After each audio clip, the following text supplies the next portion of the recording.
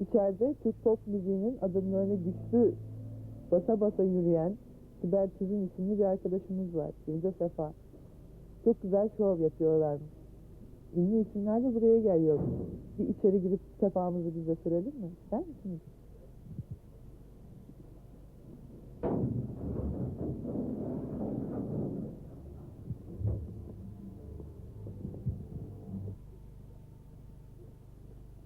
Evet.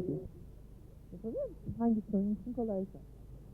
Seni bilsinler hallere, beni bulsunlar. Sana sevdanın yolları, ben kurşunlar. Dikkat et sözlerine, çizmeyi aşıyorsun. Herkesin bir sabrı var, bazen şaşırıyorsun. Sor bir bilene, yürümez bu iş böyle. Kaldıkça aslan sen geldin hep üstüne. Ağzından çıkanı duydum kulağın, düştük bu hallere. Sen kendine gel, sen kendine gel.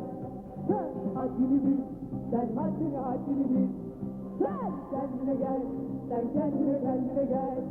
Sen haddini bil, sen haddini bil. Sen kendine gel, sen kendine gel. Sen haddini bil, sen haddini bil.